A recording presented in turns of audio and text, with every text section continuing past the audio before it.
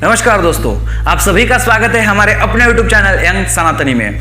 दोस्तों, क्या आपको पता है महाभारत में वो कौन सा वीर है जो जन्म लेते ही उसके हाथ में खड्ग और धनुष था, यानी कि खड्ग और धनुष साथ में लेकर ही उसने जन्म लिया था। क्या आपको पता है कौन है वो? यदि पता है तो कमेंट बॉक्स में बताइए, यदि नहीं पता तो यह वीडियो आप अंत तक देखिए। दोस्तों, महाभारत से जुड़े कई सारे सवाल, उन सवालों के सही जवाब, उन सवालों के पीछे की रोचक कथाएं, रोचक जानकारी हम हमारे यंग सनातनी यूट्यूब चैनल पर चल रही महाभारत प्रश्नोत्तर इस मालिका के माध्यम से आप तक पहुंचाते आ रहे हैं। यदि आप हमारे यूट्यूब चैनल पर नए हैं तो आप सभी से विनती करते हैं कि हमारा यंग सनातनी यूट्यूब चैनल सब्सक्राइब कीजिए, वीडियो को लाइक कीजिए और शेयर कीजिए, क्योंकि महाभारत जैसे धर्म ग्रंथ का प्राथमिक ज्ञान हम सभी हिंदुओं को होना बहुत आवश्यक एवं अनिवार्य है। तो बिना किसी देर के हुए हम हमारे आज की वीडियो शुरू करते हैं। मात्र उससे पूर्व कल हमने आपको 3 सवाल पूछे थे, उन 3 सवालों के सही जवाब क्या है वह देखते हैं। तो कल का हमारा पहला सवाल था, वह कौन सा वीर है जिसके साथ युद्ध करते वक्त धनुर्धारी अर्जुन का मृत्यु हुआ था? दोस्तों, है ना बहुत ही अजब गजब सवाल। आपको पता है अर्जुन का भी मृत्यु हुआ था? नहीं पता तो इसकी कथा क्या है वह देखते हैं। जब महाभारत का महाभयंकर युद्ध खत्म हो जाता है, उसके बाद पांडव अश्वमेध यज्ञ करते हैं और अश्व की रक्षा करने के लिए अर्जुन को नियुक्त करते हैं। तो अर्जुन, वो अश्व जिस भी राज्य में जाता है उस राज्य को अर्जुन जीत लेता था, या उधर के राज्य जो है वहां पे शरण आते थे। जब अर्जुन मणिपुर जाता है, यानी दोस्तों आपको पता है कि अर्जुन को 2 पत्नियां हैं। आम तौर पर सभी को यही जानकारी है कि अर्जुन को 2 पत्नियां हैं। एक सुभद्रा है जो भगवान श्री कृष्ण की बहन है, और एक जो है द्रौपदी जो द्रुपद राजा की पुत्री है। मात्र दोस्तों इसके अलावा भी अर्जुन को और 2 पत्नियां थी, एक थी उलूपी और दूसरी थी चित्रांगदा। चित्रांगदा जो है वो मणिपुर की राजकन्या थी, और उसको और अर्जुन को एक पुत्र था जिसका नाम था बब्रुहान।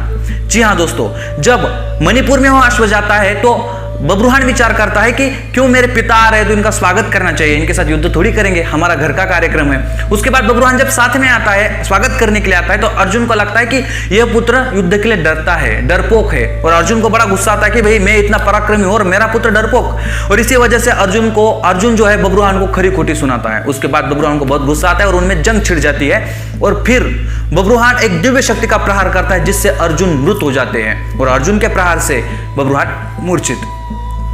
इसके पीछे जो कथा है हमने पिछली वाली वीडियो में बताई है आपको कि आगे क्या होता है, किस प्रकार उलूपी वहां पे आती है, संजीवन मणि से पुनः उनको जीवित करती है। यदि आपने हमारी पिछली वाली वीडियो नहीं देखी दोस्तों, तो पिछली वाली वीडियो आप अवश्य देखिए, क्योंकि महाभारत से कई सारी कड़ियां एक बार अलग अलग वीडियो से जुड़ी हुई हैं। यदि आपको महाभारत का प्राथमिक सखोल ज्ञान पूरा चाहिए तो हमारी सारी वीडियो आप देखिए, जिसकी लिंक हमने महाभारत प्रश्नोत्तरी नाम से नीचे डिस्क्रिप्शन में भी दी है। कल का हमारा दूसरा सवाल था, पांडवों का वह कौन सा वंशज था जिसने महापराक्रमी महाबलशाली भीमसेन को मल्ल युद्ध में पराजित किया था? दोस्तों, है ना बहुत ही हैरान करने वाला सवाल।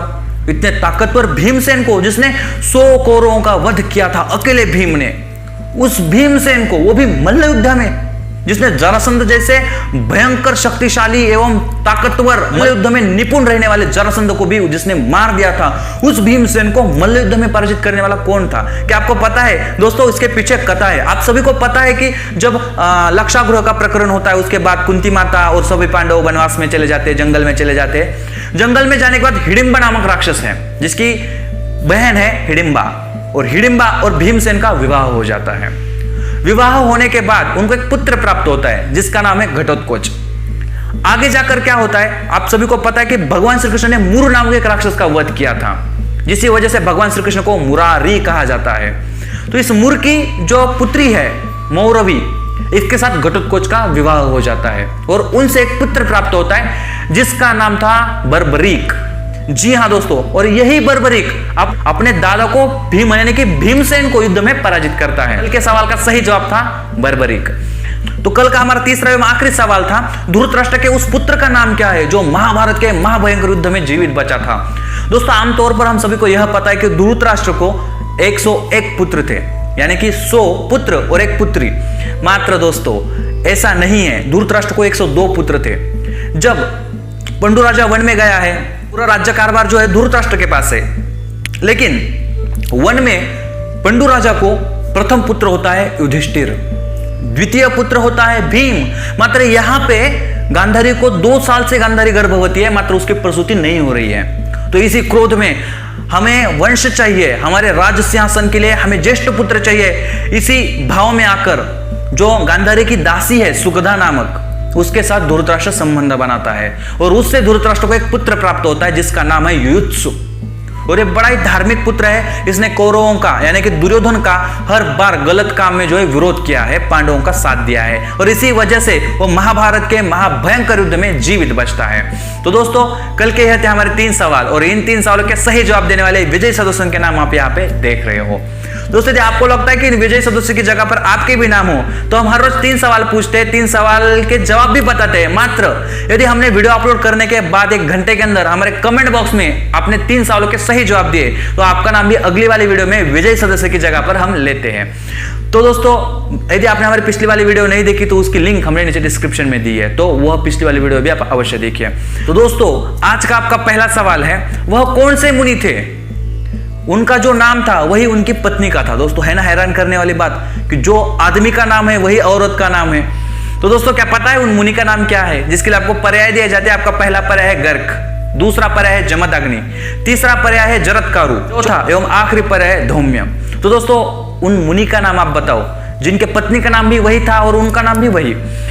तो यह था हमारा कल का पहला सवाल, बहुत ही हैरान करने वाला सवाल है। इस सवाल का सही जवाब हम अगले वाले वीडियो में आपको बताने वाले हैं। तो आज का दूसरा सवाल क्या है वह देखते हैं। तो दोस्तों आज का आपका दूसरा सवाल है, वह कौन सा पांडव योद्धा था जिसने गुरु द्रोणाचार्य को रथ से उठाकर फेंक दिया था। दोस्तों जो पांडव और एवं कौरवों के गुरु है उनको भी रथ से उठाकर फेंकने वाला एक पांडव योद्धा था, बहुत ही बलशाली था। उसका नाम क्या है, जिसके लिए आपको पर्याय दिए जाते हैं। आपका पहला पर्याय है दृष्टद्युम्न, दूसरा पर्याय है सात्यकी, तीसरा पर्याय है चैकितान, चौथा एवं आखिरी पर्याय भीमसेन। तो दोस्तों क्या आपको पता है वो कौन योद्धा था जिसने कौरव एवं पांडवों के गुरु को रथ से उठाकर फेंक दिया था। इसका वर्णन महाभारत में आया है। यदि पता है तो कमेंट बॉक्स में बताइए, यदि नहीं पता तो हमारी अगली वाली वीडियो देखिए। तो दोस्तों बिना किसी देर के हुए आज का तीसरा एवं आखिरी सवाल क्या है वह देखते हैं। तो दोस्तों आज का आपका तीसरा एवं आखिरी सवाल है, वह कौन सा वीर है जो हाथ में धनुष्य बाण और खड्ग लेकर उसने जन्म लिया था, जिसके लिए आपको पर्याय दिए जाते हैं। आपका पहला पर्याय है दुर्योधन, दूसरा पर्याय है दृष्टद्युम्न, तीसरा पर्याय है कर्ण, चौथा एवं आखिरी पर्याय है अर्जुन। तो दोस्तों इन 4 नामों में से, इन 4 वीरों में से कौन सा वीर था जो अपने हाथ में धनुष्य बाण एवं खड्ग लेकर ही उसने जन्म लिया था। यदि आपको पता है तो कमेंट बॉक्स में बताइए, या नहीं पता तो हमारी अगली वाली वीडियो देखिए जिसमें इन 3 सवालों के सही जवाब तो हम आपको बताने ही वाले हैं।